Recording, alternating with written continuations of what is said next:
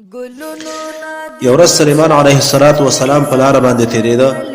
دغه وخت کې یو لښکر د میږیانو چې سلیمان علیه السلام یې وکته.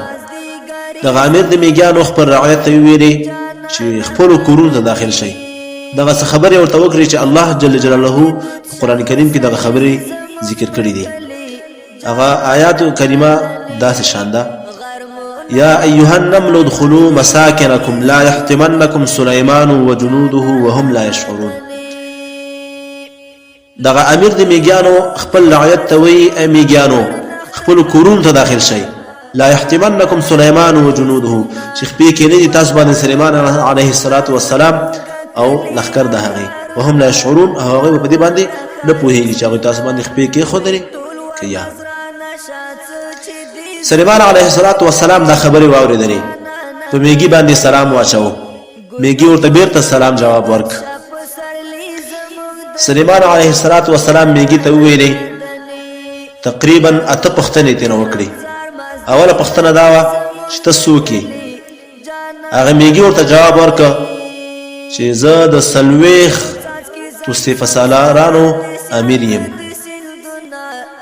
او زما د لاس لاندې 1000 افسران دي، او د هر یو افسر د لاس لاندې یو صف ده، یو لښکر ده، او هر یو لښکر دومره اوږد ده چې مشرق نه تر مغربه پورې د هغوی اوږدوالی رسیږي. سلیمان علیه السلام بله پوښتنه ترې وکړه چې تاسو ولې تور یئ؟ دغه تور ولې یئ؟ میږی ورته وایي چې دنیا کور د مصیبت ده، او دغه تورې جامې اغوستل او دغه توروالی دا نښه د مصیبت ده. درېمه پوښتنه ترې کوي: دغه ملاګانې مو ولې نرۍ دي؟ میږی ورته وایي چې دا د ملا د تړلو نښه ده، موږ چې ملا تړو محنت ښه کوو. بله پوښتنه ترې کوي چې تاسو د انسانانو نه او د مخلوقاتو نه ولې جدا اوسېږئ؟ میږی ورته داسې جواب ورکوي چې دا ټول خلق په غفلت کې دي او موږ د غافلانو نه جدا اوسېږو. بله پوښتنه ترې سلیمان علیه السلام کې چې تاسو ولې بربنډ یئ؟ میږی ورته وایي هغه د دې وجې نه چې موږ دنیا ته بربنډ راغلي یو او بربنډ به ترې بیرته ځو. سلیمان علیه السلام بله پوښتنه ترې کوي چې تاسو خوراک څومره کوئ؟ په ټول عمر کې خوراک څومره کوئ؟ میږی ورته وایي په ټول عمر کې 1 دانه او یا هم 2 دانې. بله پوښتنه ترې سلیمان علیه السلام ورته وایي چې ته ماته یو ضرورت دې ووایه چې زه یې درته پوره کړم.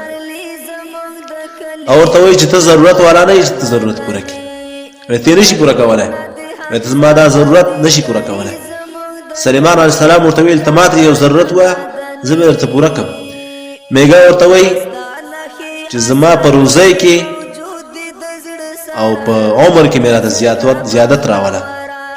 سلیمان علیه السلام ورته ویلې زه خو په دې باندې قادر نه یم، داسې څه راته ووایه چې زما په وس کې، دا خو زما په وس کې نه دي. میږی ورته وایي چې دا هر څه ضرورتونه دا د الله جل جلاله په لاس کې دي. بله پوښتنه ترې کوي چې ستا نوم څه ده؟ میږی ورته وایي زما نوم منذره ده. بیا دغه میږی د سلیمان علیه السلام نه 2 پوښتنې وکړي. ورته وایي چې تا ته په ټوله باچاهۍ کې څه شی خوښ دي؟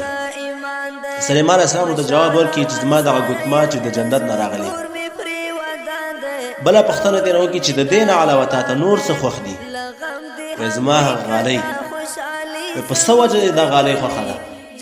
په دې وجه باندې چې زه د یو میاشتې مزل په 1 ساعت کې په دې غالۍ باندې کوم، دې وجه نه مې دا غالۍ خوښه ده. او دا ګوتمه دې په څه وجه خوښه ده؟ دا ګوتمه مې په دې وجه خوښه ده چې دا ډېره برکتي ګوتمه ده، او دې باندې د الله جل جلاله نوم لیکل شوی، او زما د هغې نوم سره ډېر محبت ده. میږی ورته داسې یو ناشنا خبره وکړي چې د هغې نوم سره نه، د هغه چا سره محبت وکړه دغه نوم چې د چا ده. الله جل جلاله دې وکړي چې موږ تاسو ته د دغې واقعې نه خوند حاصل